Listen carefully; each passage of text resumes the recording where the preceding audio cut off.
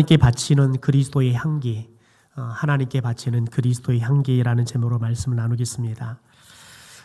커피 전문점이 우리나라가 상당히 많잖아요. 그런데 커피 전문점도 두 가지로 크게 나눌 수 있습니다.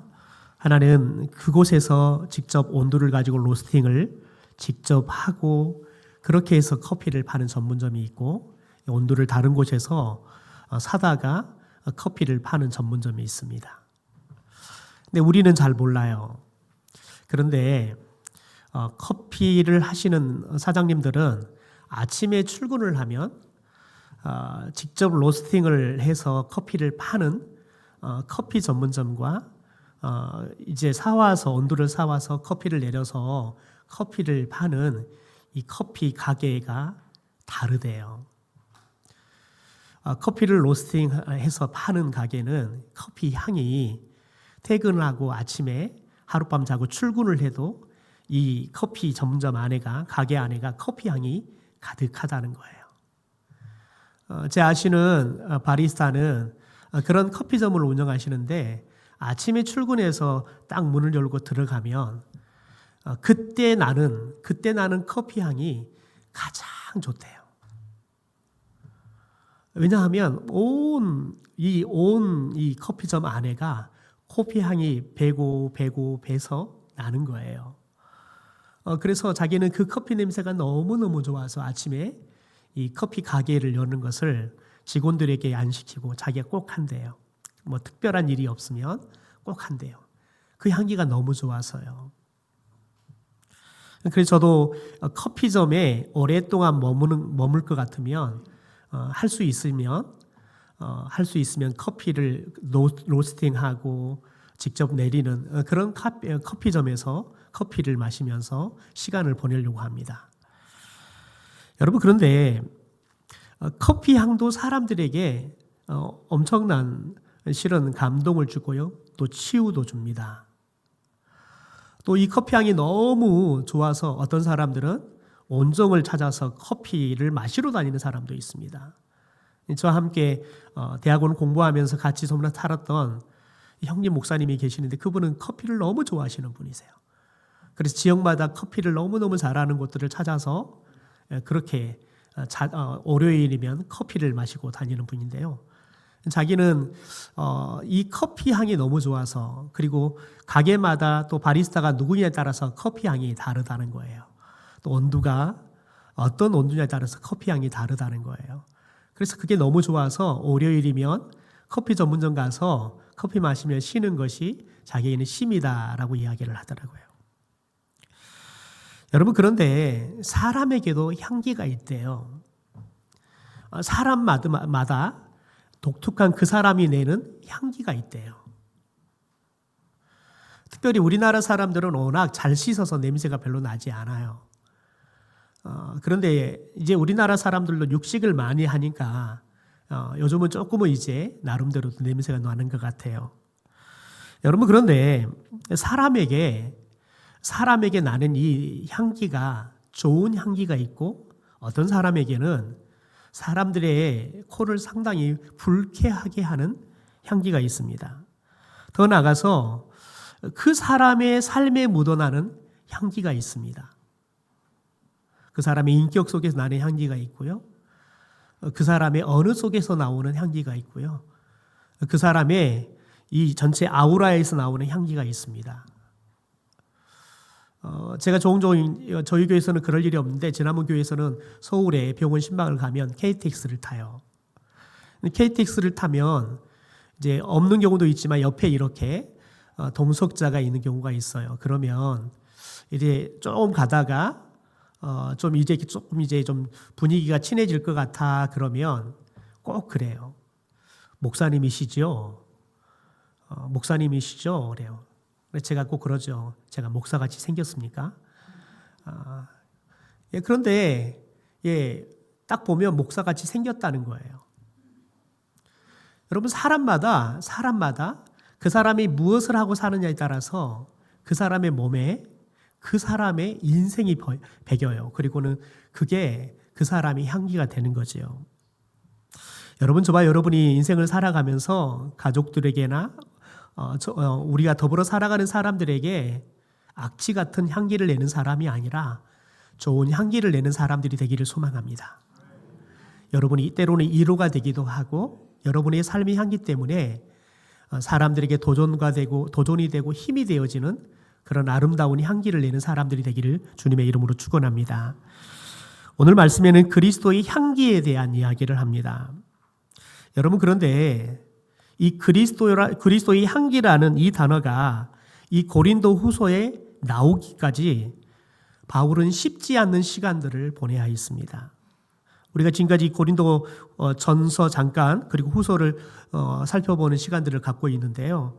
그러면서 우리가 좀 많이 나누었지만 실은 사도 바울은 그가 사역의 초창기 때 굉장히 성격이 강직한 사람이었습니다.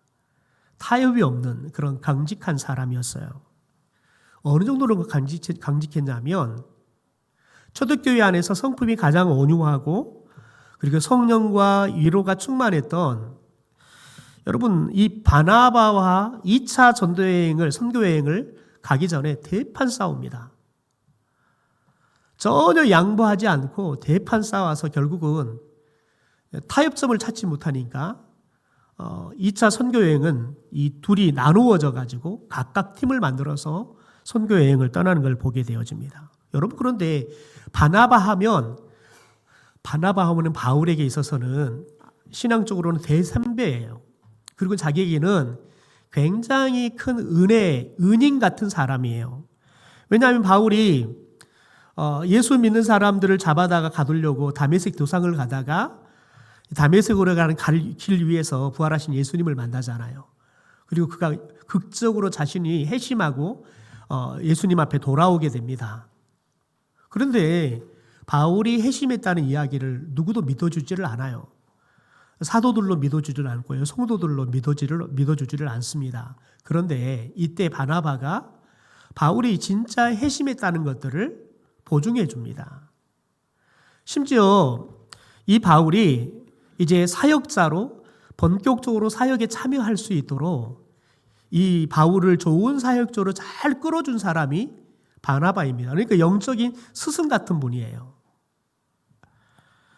여러분, 그런데 여러분 바나바와 대판 싸워서 결국은 헤어져서 각자가 선교여행을 떠나게 됩니다. 여러분, 그래서 2차 선교여행을 떠나서 3년 기간 동안에 2차 선교여행을 하는데 이 바울이 여러 교회를 세우게 됩니다. 그런데 2차 선교여행을 통해 세웠던 교회들 중에서 비교가 되는 두 교회가 있습니다. 데살로니가 교회하고 바로 고린도 교회입니다. 여러분, 데살로니가 교회는 바울이 딱 3주 머물면서 복음을 전하고 그렇게 해서 예수를 믿은 사람들을 통해 세운 교회가 데살로니가 교회입니다. 그러니까 이 데살로니가 교회는 바울이 순회 선교를 와서 복음을 전하고 3주 동안 같이 예배도 드리고 말씀도 가르침을 받았던 거죠. 그리고는 바울이 떠나버리니까 지도자가 없는 그냥 초신자들이 모여있는 교회가 되고 말아요. 여러분, 그런데 바울이 떠나고 난 이후에 이 데살로니가 교회가 좋은 소문이라고 칭찬이 드는 교회가 됩니다. 데살로니가서 1장에 보면 이 데살로니가 교회에 대해서 뭐라고 표현하냐면 환난 가운데서 성령의 기쁨으로 말씀을 받았다. 그러니까 예수를 믿는 것 때문에 환난을 받아요. 그럼에도 불구하고 이 초신자들이 예수 믿는 것 때문에 환난을 받지만 여러분, 말씀을 받았대요. 그러니까 말씀을 들으면 그 말씀을 그대로 다 아멘 하고 받아들이고 그 말씀대로 살았대요. 그래서 어떤 일이 일어나냐면 모든 믿는 자의 본이 되었다라고 기록하고 있어요. 생각해 보십시오. 믿은 지 3주뿐이 되지 않았고 3주 지났더니 이제 목회자가 떠나버리고 목회자가 없는 초신자들이 모여있는 교회인데 이 교회가 정말 하나님 앞에 믿음을 정말 순전하게 드리는 거예요. 말씀을 받는데 소중하게 말씀들을 아멘 하면 받고 그 말씀대로 사람들이 변해요. 그래서 믿는 사람들에게도 본이 되고 믿지 않는 사람들에게도 본이 돼요. 그래서 칭찬을 듣고 많은 사람들에게 도전을 주는 그런 영향력 있는 교회가 됩니다. 여러분, 그에 반해서 이 고린도 교회는 바울이 무려 1년 6개월, 그러니까 18개월 동안 이 고린도 지역에 머물면서 복음을 전하고 그렇게 세운 교회가 고린도 교회입니다. 그러니까 바울이 이렇게 오랜 기간 동안 머물면서 복음을 전한 결과 이 고린도 교회는 바울이 세웠던 교회들 중에서 아마 규모적으로는 제일 큰 교회가 되지 않았을까 예측할 수 있습니다. 여러분, 그런데 1년 6개월이 지나고 난 다음에 바울이 이제 이 고린도 교회를 떠납니다. 그런데 바울이 떠나고 난 이후에 이 고린도 교회는 분쟁과 다툼으로 교회가 시끄럽습니다. 심지어 성도들이 근친상간의 범죄를, 성적인 범죄를 저질러요. 외도의 범죄를 저질러요. 그리고 여러 가지 이단의 문제부터 시작해서 다양한 문제들이 생겨나요. 어떻게 보면 교회 안에 생겨날 수 있는 문제가 이 고린도에 다 집합했다라고 말해도 과언이 아닐 정도로 이 고린도 교회는 문제투성이의 교회가 되고 말아요. 여러분, 그래서 디모데를 통해서 보낸 이 편지가 디모데 전서입니다. 특별히 바울이 디모데 교회에게 보낸 편지가 어떤 학자들은 3편이었을 것이다. 어떤 학자들은 4편이었을 것이다. 라고 이야기를 합니다. 그러나 최소한 2편 이상은 됐습니다. 그런데 왜 우리 성경에는 2편만 있느냐? 남아있는 성경이 2편뿐이 없었기 때문에 그렇습니다. 보냈는데 그 편지가 남아있지가 않아요. 그래서 성경에 이 2편 고린도전서 후서만 있는 겁니다. 그런 생각이면서 우리가 고린도전서의 내용 가운데 여러분 13장에 뭐가 들어있습니까? 사랑은. 여러분, 사랑의 이야기가 나오잖아요. 그러면 바울이 보내는 여러분 하나님의 메시지, 사랑에 대한 메시지, 이 메시지를 들으면 고린도 교회 성도들이 깨닫고, 아, 사랑은 우리 형제들의 허물을 덮어주는 거구나. 이렇게 생각하고 여러분 분쟁이 멈추고 다툼이 멈추고 그들이 회심하고 건강한 성도의 모습으로 돌아와야 되는데 그렇지 않습니다. 오히려 여러분 그들이 회개하기는커녕 바울을 더 공경하지요. 바울의 사도성에 대해서 의심하고 영적 경험이 부족하네 어쩌네 말이 많습니다. 심지어 여러분 이 고린도서 마지막 부분에 예루살렘 교회가 많이 경제적으로 어려웠어요. 기근 때문에 어려우니까 이 고린도 교회에게 부탁을 해요. 이 예루살렘의 교회 성도들을 위해서, 교회와 성도들을 위해서 여러분들이 좀 헌금을 해서 보내주면 좋겠습니다. 그랬더니 바울을 뭐라고 말하냐면 돈을 밝히는 사역자다라고 비난을 해요. 바울이 일을 하는데, 이 하나님의 일을 하는데 돈을 위해서 일을 한다. 그렇게 비난을 해요. 여러분 생각해 보십시오. 바울이 고린도 교회를 뭐라고 표현하냐면 내가 해산하는 수고를 통해서 낳은 교회다라고 이야기해요. 그러니까 여자가 아이를 낳는 그 고통, 죽을 고통을 통해서 낳은 교회가 고린도 교회입니다. 어떤 교회보다 가장 오랫동안 그리고 가장 자주 신경과 그리고 사랑을 쏟았던 교회가 이 고린도 교회입니다. 날마다 생각하며 기도했던 교회가 고린도 교회입니다. 그런데 이 고린도 교회 성도들이 사도 바울에 대해서 모함하고 비난하고, 여러분 어떻게 보면 심지어 너가 진짜 사도가 맞냐? 저주 아닌 저주를 퍼붓는 교회가 되고 말아요. 여러분 이럴 때 바울이 과연 어땠을까요? 바울의 마음이 과연 어떠했냐는 거예요.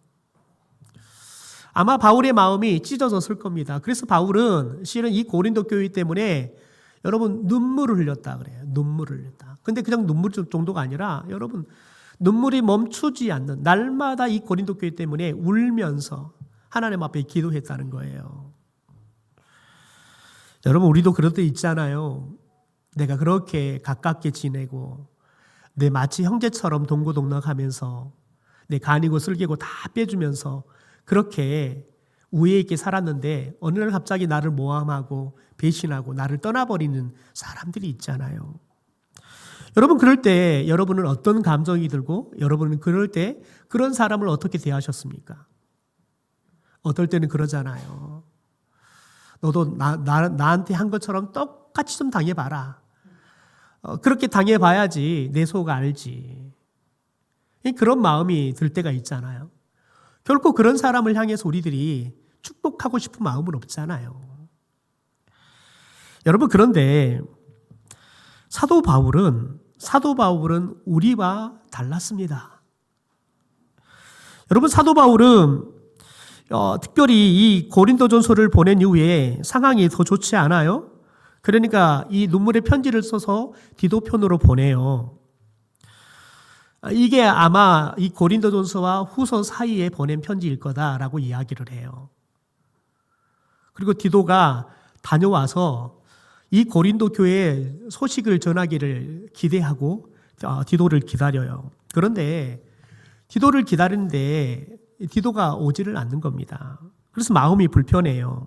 특별히 이 두아디리아에서 디도를 만나기로 했는데 이 디도를 만나지 못해요. 그러니까 두아디리아 사역을 여러분 그만둘 정도로 바울이 마음이 힘들었어요.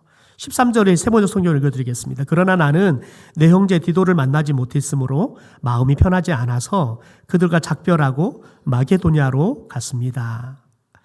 여러분, 마음이 편하지 않았다 이 말은 언어적으로 해석하면 영혼이 힘들어서 극심한 불안이 있었다라는 거예요.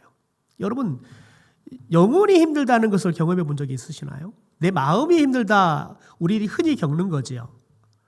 그런데 바울은 영혼이 힘들었대요. 영혼이요.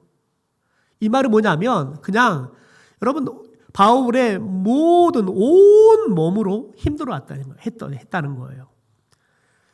이 고린도 교회가 제발 내가 보낸 편지를 받고 저들이 좀 변하고 고린도 교회가 이제 좀 잠잠해지고 하나님 앞에 좋은 교회가 됐으면 좋겠는데 그 소식을 기다리는데 오지를 않는 거예요. 그러니까 애간장이 타는 거예요. 여러분, 그래서 특별히 여러분 이렇게 루아디리아에서의 선교 사역을 수도할 정도로, 그래서 마게도냐로 갈 정도로 바울이 힘들어했다는 겁니다. 여러분, 그래서 마게도냐에 가서 디도를 기다립니다. 감사하게도 디도가 오는데 기쁜 소식을 가지고 오지요. 이 고린도 교회 교인들이 바울의 눈물의 편지를 받고 회심했다는 기쁜 소식을 받아요. 여러분, 그런데 그런다고 해서 고린도 교회의 성도들이 다 회심한 것이 아니죠. 조금은 나아졌다는 거예요. 여러분, 이제 그러면서 바울이 디모데의 후서를 이 고린도 교회에게 다시 보냅니다. 여러분, 그런데만 가만히 바울을 생각해 보면 바울이 참 대단한 사람이다라는 생각이에요. 여러분, 바울이 자기를 그렇게 모함하고 비난하고 그래서 교회를 혼란하게 하고 자기가 편지를 보내지만 또 그 편지 가지고 또 시비를 걸고 심지어 내가 마게도냐를 갔다가 다시 내가 고린도 오겠다 했는데 바울이 갈 수가 없었어요. 그거 가지고 봐라. 저 바울은 한 입 갖고 두 말하는 사람이다. 저렇게 신실하지 못한 사람이 어떻게 사도냐. 이렇게 바울을 비난했던 그런 사람들도 있었습니다. 여러분, 그런데 바울이 그런 사람조차도 용서하고 품어줘요. 여러분, 오늘 본문 5절부터 11절을 보면 바울은 이제 자신을 그렇게 비난하고 그리고 교회를 힘들게 했던 그 사람들에게 벌이 내려졌는데 충분하니까 이제 그 벌을 그만 내려도 된다라고 권면해요. 우리 5절과 6절의 말씀을 세 번역 성경으로 같이 한번 읽어볼까요? 시작. 누가 나를 마음 아프게 한 일이 있으면 실은 나를 마음 아프게 한 것이 아니라 가정하지 않고 말하면 어느 정도는 여러분 모두를 마음 아프게 한 것입니다. 여러분 대다수는 그러한 사람에게 이미 충분한 벌을 내렸습니다. 네, 바울은 뭐라고 말하냐면 그들이 나만 마음 아프게 한 게 아니라 고린도 교회에 있는 성도들도 마음 아프게 했다는 거예요. 여러분, 그래서 교회는 목숨을 걸고 평안해야 돼요. 교회는 목숨을 걸고 화평해야 돼요. 왜요? 여러분, 교회는 여러분 화평이 깨어지면 그냥 단순하게 그 당사자들만 마음이 아픈 게 아니라 온 성도들이 함께 아파하기 때문에 그렇습니다. 왜요? 우리는 같은 지체이기 때문에 그렇습니다. 한 몸이기 때문에 그렇습니다. 여러분, 그래서 교회는 일을 잘하는 교회도 소중하지만 평안한 것은 더 소중한 거예요. 일을 조금은 더디게 하더라도 우리들이 마음을 하나로 모으고 손발을 맞춰가면서 함께 일하는 거죠. 일을 하더라도 여러분 그 일을 하면서 어떤 사람은 상처받고 넘어진 것이 아니라 모두가 조금은 더디지만 같이 마음도 합하고 같이 발걸음도 합하고 그러면서 같이 하나님의 일을 하면서 누리는 기쁨들이 같이 누려져야 되는 거예요. 여러분 그럴 때 온전한 교회가 되는 거예요. 여러분 그래서 바울이 나만 아픈 게 아니라 여러분도 마음 아프게 했다라고 이야기를 해요. 동시에 이제 그들에게 내렸던 벌이 충분하니까 벌을 더 이상 내리지 말아라 라고 이야기하는 이유가 뭘까요? 그들도 우리 교회의 지체이기 때문에 그렇습니다. 여러분 교회는 징계가 필요합니다. 왜냐하면 죄인들이 모이는 거기 때문에 그렇죠. 그러나 징계의 목적은 뭐냐면 벌을 내리는 데 있는 게 아니라 그 사람이 잘못을 깨닫고 하나님 앞에 건강하게 돌아오게 하게 하는 것이 목적이에요. 그래서 바울이 조금 더 했다가는 저 사람이 낙심해 버릴 수 있으니까 이제는 너희들이 그만했으면 좋겠다. 그래서 저 사람들이 이제 다시 일어날 수 있도록 건강하게 일어날 수 있도록 하면 좋겠다라고 부탁을 하는 겁니다. 여러분 바울이 그렇게 강직하고 대쪽 같은 바울이 이 고린도에게 편지를 보내는데 굉장히 조심스럽고 굉장히 부드럽게 말을 하고 있습니다. 우리 7절과 8절을 이어서 또 이야기를 하는데요. 같이 한번 읽어볼까요? 시작. 그러므로 여러분은 도리어 그를 용서해주고 그 사람이 지나친 슬픔에 짓눌린 일이 없게 해야 합니다. 그러므로 나는 여러분이 그에게 사랑을 나타내 보이기를 권합니다. 여러분 우리도 여기서 8절에 보면 8절의 하분들이 그에게 사랑을 나타내 보이기를 권합니다 라고 이야기하는데요. 이게 우리가 읽었던 개역 개정 성경으로는 사랑을 그들에게 나타내라 라고 이야기해요. 사랑을 그들에게 나타내라 라고 번역을 하고 있어요. 여러분 그런데 한번 가만히 생각해 보세요. 지금 그들 사랑을 나타내라고 말하는 그들을 여러분 그들이 어떤 사람들입니까? 바울도 교회도 모함하고 그리고 다투게 하고 교회를 정말 어지럽혔던 사람들이에요. 여러분 그런데 그것 때문에 바울 자신도 힘들었고 고린교회 성도들도 힘들었어요. 여러분 그런데 뭐래요? 용서해 주래요. 위로해 주래요. 슬픔에 짓눌리는 일이 없게. 그러니까 완전히 낙담하지 않도록 그렇게 하라는 거예요. 그러니까 여러분 용서를 넘어서 뭐 하라는 거예요? 사랑을 베풀라는 거예요. 여러분 이게 얼마나 힘듭니까? 용서하는 것도 쉽지는 않아요. 그런데 거기에다 뭐 하래요? 더 적극적으로 사랑을 나타나게 하라는 거예요. 그 사람이 사랑을 느낄 수 있도록 사랑을 베풀라는 거예요. 여러분 사랑은 수상 명사입니다. 여러분 그런데 그게 어떻게 하라고요? 상대방이 느낄 수 있도록 사랑을 나타나게 하라는 거예요. 그냥 사랑은 마음에 있는 게 아니라 그 마음을 저 사람이 느낄 수 있도록 사랑은 나타내게 하라는 거예요. 여러분에게도 용서할 수 없는 사람이 있지 않습니까? 여러분을 억울하게 했던 사람이 있지 않습니까? 여러분의 마음을 실망시켰던 자녀가 있지 않습니까? 여러분 쉽지 않겠지만 오늘 저는 여러분을 축복하고 싶습니다. 그 사람들에게 사랑을 나타내 보이십시오. 그 사랑이 그들을 건강하게 다시 세우는 성령의 여러분 좋은 원동력이 될 줄 믿습니다.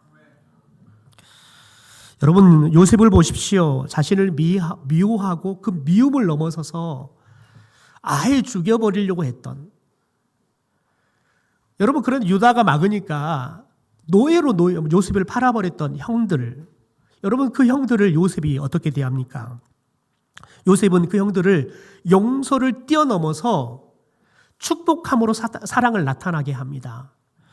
여러분 요셉이 형들을 용서하고 사랑을 축복으로 나타나게 하는 말씀을 같이 한번 볼까요? 우리 창세기 50장인데요. 세번역 성경으로 같이 한번 읽어보시죠. 시작. 요셉이 그들에게 말하였다. 두려워하지 마십시오. 형님들은 나를 해치려고 하였음만 하나님은 오히려 그것을 선하게 바꾸셔서 오늘과 같이 수많은 사람의 생명을 구원하셨습니다. 그러니 형님들은 두려워하지 마십시오.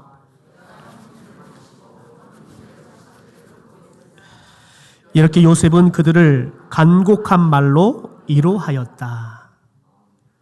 보십시오. 요셉이 보이는 걸 보십시오. 여러분, 요셉이 이렇게 형들을 용서해주고 그 용서를 뛰어넘어서 형들의 자녀들을, 조카들을 축복하잖아요. 내가 돌봐주겠다. 이렇게 할 수 있었던 이유가 뭡니까? 형들은 나를 죽이려고 했지만, 나를 해치려고 했지만 하나님은 그 악을 뭘로 바꾸셨다고요? 내 선으로 바꾸셨다는 거예요. 여러분, 저와 여러분이 우리 안에 용서의 힘이 있는 게 아니라 하나님이 누가 나를 모함하고 나를 힘들게 하고 나를 어렵게 해도 저와 여러분을 하나님께서 그것들을 에너지 삼아서 우리를 하나님이 더 선한 사람으로 살게 만드실 줄 믿습니다. 여러분, 그걸 깨달으면 여러분 오히려 그게 감사해요. 오히려 더 그게 불쌍하다고요. 여러분, 그러니까 하나님이 주신 축복을 깨달아 버리면, 그 하나님의 크신 사랑을 알아버리면 여러분, 저와 여러분이 용서 못할 사람이 없게 될 줄 믿습니다. 저는 여러분에게 요셉의 그 영적인 안목과 마음이 있게 되기를 주님의 이름으로 축원합니다. 여러분의 삶 가운데 여러분 관계가 깨어진 그 사람과 관계가 요셉과 형처럼 회복되어지는 역사가 일어나기를 주님의 이름으로 축원합니다. 여러분, 오늘 바울식으로 표현한다면 요셉에게는 요셉 때문에 그리스도의 향기가 요셉의 가문에 진동을 한 거예요. 14절 볼까요? 14절 같이 읽죠. 시작. 그러나 그리스도의 개선 행렬에 언제나 우리를 참가시키시고 어디서나 우리로 그리스도를 알리는 지식의 향기를 풍기게 하는 하나님께 감사를 드립니다. 여러분, 여기서 제가 세번역 성경으로 방금 읽었는데요. 개선 행렬이라고 이야기해요. 그리고 지식의 향기라는 말을 해요. 여러분, 그러면 그리스도인들, 로마의 통치 아래 로마의 문화 속에 살고 있는 이 고린도 교회의 성도들은 무엇을 상상하게 되어지냐면, 여러분, 로마 군대가 전쟁에 나가서 승리하고 돌아와요. 그러면 성전가를 불고 막 돌아오잖아요. 그러면 모든 시민들이 길거리로 나와요. 그리고는 전쟁에 돌아오는 그들을 위해서 향을 피우고 그들을 환영하는 갈례가 있어요. 그러면 그 향례를 맡으면서 사람들이 한호를 받으면서 이 장군과 살아 돌아오는 병사들이 어디를 향하게 되어 있냐면, 여러분, 특별히 주피터 신전을 향해요. 주피터 신전을 향해서 올라가는데, 여러분, 이들이 가면 반드시 무엇도 함께 가게 돼 있냐면, 승리를 하고 돌아오니까 포로로 잡혀오는 적군도 있단 말이에요. 근데 다 같이 데리고 올라가요. 그러면 이제 이 주피터 신전에서 무엇을 하냐면 희생제사를 불을 태워서 드려요. 그러면 그것이 향기가 되어서 올라가요. 동시에 무엇을 하냐면 포로로 잡혀오는 적의 장수를 죽여요. 여러분, 그러니까 향기가 난다, 이 말은 무엇을 이야기하냐면 희생제사가 드려진다는 거예요. 동시에 희생제사가 드려지면 적의 장수, 우두머리는 뭐가 돼요? 네, 죽게 된단 말이에요. 여러분, 그래서 15절에 이렇게 말을 하는 겁니다. 우리는 구원을 얻은 사람들에게나 멸망을 당한 사람들에게나 하나님 앞에서 그리스도의 향기입니다 라고 이야기를 해요. 여러분, 저와 여러분이 예수 그리스도께서 우리를 위한 화목 제물이 되어주셨어요. 그래서 그분이 죽으심으로 여러분, 저와 여러분이 그리스도의 향기가 되게 하셨다고 해요. 여러분, 그런데 그리스도의 향기는 언제 여러분 나게 돼 있어요? 희생제사를 드린다는 건 뭐냐면 제물을 다 불태워서 드린다는 거예요. 그 존재가 사라지는 거예요. 죽어서 사라지는 거예요. 여러분, 그런데 가만히 생각해 보십시오. 저와 여러분이 그리스도의 향기가 될 수 있을 것 같습니까? 못 될 것 같습니까? 저와 여러분이 늘상 살아가는 삶이 예수 그리스도를 드러낼 수 있는 삶이란 모르겠는데, 저와 여러분이 주의를 통해 도전받으면 내가 예수님처럼 살아봐야지, 말씀처럼 살아봐야지 하지만 막상 살아보면 녹록치 않아요. 여러분, 그런데 희생제사를 드린다는 건 그런 거예요. 저와 여러분의 믿음으로 살았던 삶도, 때로는 불신으로 살았던 삶도 함께 다 올려드리는 거예요. 고상한 우리의 삶만 드리는 게 희생제물이 아니라 우리의 전 삶이 하나님 앞에 태워드리는 거예요. 여러분, 그래서 저와 여러분이 그리스도의 향기 자체가 된 게 아니라 예수 그리스도께서 여러분 우리의 향기의 온천이 되어지는 거예요. 왜요? 저와 여러분이 그리스도인답게 살아가요. 여러분, 특별히 희생제사를 드릴 때 전제가 뭐였어요? 가서 영적 전쟁에 싸우고 승리하고 돌아올 때 희생제사를 드릴 수 있어요. 예수님께서 저와 여러분을 위해서 이미 여러분 영적 전쟁을 싸워서 승리해 놓으신 줄 믿습니다. 그래서 저와 여러분이 예배를 드릴 때마다 저와 여러분이 우리의 삶이 실패한 거죠. 여러분, 마치 전쟁에 돌아왔는데 어떤 병사는 팔이 잘려버린 병사가 있을 수도 있어요. 승리했지만 그 병사는 승리가 아니라 앞으로의 삶이 비참한 삶일 수 있어요. 여러분, 그런데 왜 그들이 희생제사를 드렸어요? 희생제물이 있으니까 희생제사를 드려서 향기를 드리는 거예요. 여러분, 저와 여러분이 온전하게 거룩한 삶을 살았든 아니면 불경건한 삶을 살았든 우리의 희생제사, 우리의 희생제물이 되어서 여러분 드리는 예수 그리스도가 우리의 제물이에요. 그래서 저와 여러분이 그리스도의 향기를 하나님 앞에 올려드릴 수 있는 거지요. 더 나아가서 여러분, 우리가 희생제사를 드린다는 건 뭐냐면 복음을 받아들이지 않은 사람들에게 그 냄새가 무슨 냄새예요? 사망의 냄새란 말이에요. 여러분, 적의 장수가 죽임을 당하잖아요. 희생제사로 향기가 올려지면 적의 장수는 죽음을 맞이하는 거예요. 그래서 여러분, 그리스도의 향기가 어떤 사람들에게는 진짜 그리스도의 향기이지만, 그래서 말하는 어떤 사람은 누구입니까? 예수 그리스도를 믿는, 복음을 받아들고 믿는 사람들에게는 그리스도의 향기가 됐지만 어떤 사람들은 사망의 냄새가 되는 거예요. 그런데 중요한 것은 여러분, 저와 여러분이 그리스도의 향기가 돼야 한다는 거예요. 여러분, 바울이 이 고린도 교회 때문에 여러분 마음이 상해요. 화가 나기도 해요. 눈물로 시간을 보내요. 사역을 스톱해버리고 돌아와서 막 울어요. 여러분, 그런데 그런 바울의 삶조차도 하나님 앞에 그리스도의 향기가 되는 거예요. 더 나아가서 이 고린도 교회에게 말하는 게 너희들이 하나님께 바쳐지는 그리스도의 향기가 되라 라고 이야기해요. 여러분, 그런데 이 고린도 교회가 하나님 앞에 바쳐지는 그리스도의 향기가 될 수 있어요? 조금 전에 여러분 싸우고 난리였단 말이에요. 외도하고 근친 상간의 죄를 짓고요. 여러분 치고받고 싸우고요. 하나님이 세운 종이었던 바울을 공격하고요. 여러분, 그랬던 사람들이라고요. 여러분, 그런데 그런 사람들이 함께 그리스도의 향기가 되어 드리라는 거예요. 마지막 여러분, 하영록 목사님의 글을 좀 소개하고 말씀을 마치려고 합니다. 작년 12월 26일 날 이 하영록 목사님 63세의 나이로 별세를 하게 되어집니다. 그런데 메이크 뮤직이라는 책을 이분이 살아생전에 쓰셨습니다. 그런데 이 책에 보면 시편 57편 7절의 말씀을 기록을 합니다. 하나님이여, 내 마음이 확정되었고 내 마음이 확정되었사오니 내가 노래하고 내가 찬송하리이다 라고 말을 해요. 여러분, 그런데 이 시편 57편의 말씀은 다윗이 사울을 피해 다니면서 가장 고통스럽고 여러분 축축한 숙지가 가득한 이 어두운 동굴 속에 살고요, 강야를 전전하고 살아가는 여러분 그런 어려운 삶에 기록한 시예요. 그런데 여러분, 다윗은 그러한 때에 마음을 확정하며 하나님께 노래하고 찬송했다고 이야기를 해요. 여러분, 그런데 이 찬송한다 부분을 영어 성경 NIV로 보면 make music이라고 표현해요. 음악을 만들었다라고 이야기하는 거예요. 음악을 만들었다. 그러니까 그의 고난이 하나님을 찬송하게 하는 제목이 됐다는 거예요.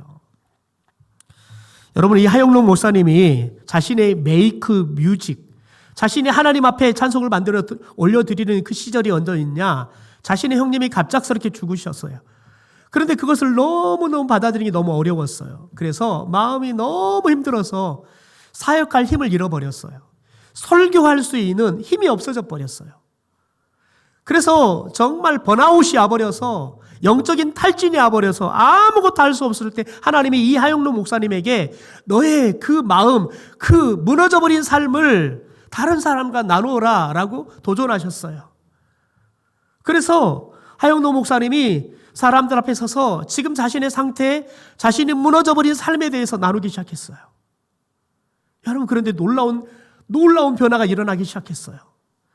자신이 지금 어떤 영적인 상태인지, 나는 형님이 죽고 난 다음에 그게 너무 충격이어서 내가 서 있지만 당신에게 설교할 말씀이 없습니다. 내가 하나님의 일을 하는 목사이지만 일할 힘이 없습니다. 그걸 진솔하게 이야기했어요. 말씀이 아니라 자신의 현재 상태를 진솔하게 이야기했어요. 여러분, 그런데 두 가지의 놀라운 변화가 일어났대요. 그렇게 말하고 있는 자신이 다시 힘이 생기더라는 거예요.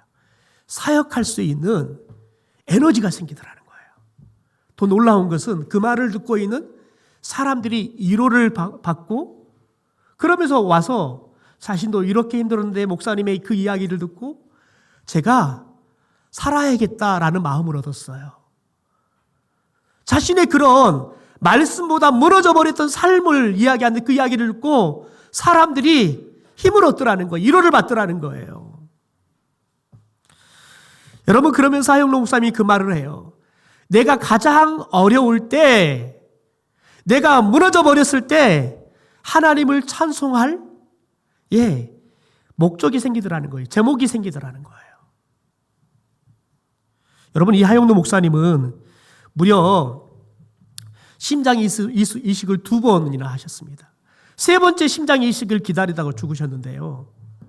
여러분, 미국에 사시는 분이에요. 그런데 32살에 고속도로를 달리다가 심실 빈맥증이라는 병 때문에 쓰러져 버려요. 여러분, 그런데 기적적으로 이게 발견이 되고 다시 살아나게 돼요.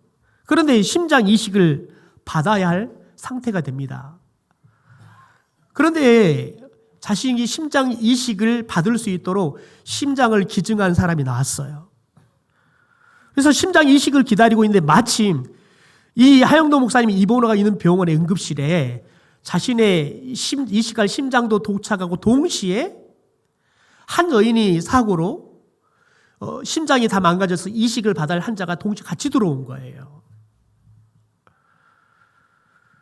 그런데 하영록 목사님이 그 여인을 보는데 마음에 불편한 거예요. 그래서 의사에게 물었어요. 만약에 심장 이식을 하지 않는다면 저 여인은 얼마나 살 수 있고 나는 얼마를 살 수 있습니까? 의사에게 물었더니 의사가 이렇게 답하는 거예요. 저 여인은 심장 이식하지 않으면 얼마 지나 바로 죽습니다. 당신은 그런데 오늘 심장 이식을 하지 않으면 최장 3주를 더 살 수 있을 것 같습니다. 근데 그 3주도 장담할 수는 없습니다. 그 이야기를 들은 하영록 목사님은 여러분 3초도 기다리지 않았대요. 결정했대요. 제게 이식할 그 심장을 저 여인에게 주십시오. 그리고 자신의 이식할 심장을 그 여자에게 이식해버렸어요. 여러분 생각해 보세요. 하루하루가 언제 죽을지 모르는 삶을 살아가는 거예요. 여러분, 그런데 기적처럼 자기에게도 심장이 나타나요. 그리고 이식을 받아서 살아나요. 그런데 이때의 순간을 하영록 목사는 뭐라고 말하면 나는 하나님께 그 순간 항복했다라고 이야기해요. 내가 그 순간 하나님께 항복했다는 거예요. 자신은 그 심장을 이식받고 살고 싶은 마음이 커요. 근데 하나님이 야, 그 심장 너가 이식하지 말고 저 여자를 줘서 저 여자를 살려라. 그래서 자신의 그 욕구를 하나님 앞에 항복하고 네, 하나님 제가 항복하겠습니다. 그 심장을 줬다는 거예요. 여러분, 그런데 하나님 앞에 항복을 하니까 그 여인도 살고 자기도 살더라는 거예요. 여러분, 그런데 17년 후에 이 하영록 목사가 여러분 이렇게 그리스도의 향기를 그 여인에게 전하는 삶을 살고 난 이후 17년이 지났는데 이식받던 심장이 또 망가져 버려요. 심장 이식을 받아야 돼요. 여러분, 그런데 미국에도 심장 이식을 받으려고 줄 서 있는 환자가 얼마나 많아요. 그래서 2번 심장을 이식받는 경우는 거의 없대요. 그런데 기적같이 이 하영록 목사에게 심장 이식이 여러분 결정돼요. 왜냐하면 17년 전에 하영록 목사가 자신이 받아야 할 이 심장을 그 여인에게 양보했던 기록이 남아 있었던 거예요. 그래서 당신은 그렇게 아름다운 일을 했기 때문에 당신에게는 다시 심장을 이식할 수 있는 기회를 줄 수 있습니다. 그래서 그렇게 거의 불가능한 두 번째 심장을 이식받게 됐다는 거예요. 여러분, 하영록 목사가 그것 때문에 많은 사람들에게 간증하고 다녀요. 내가 하나님 앞에 항복했더니, 내가 죽었더니 하나님께서 자신을 두 번이나 살려주시더라는 거예요. 여러분, 저와 여러분이 그리스도의 향기가 된다는 것은 저와 여러분이 죽어서 불태워져 희생제물이 되어서 향기가 되어질 때 여러분 그 향기가 다른 사람을 살리게 될 줄 믿습니다. 더 나아가서 여러분 그 그리스도의 향기가 된 저와 여러분을 하나님께서 살려주시고 높여주시는 축복의 통로가 될 줄 믿습니다.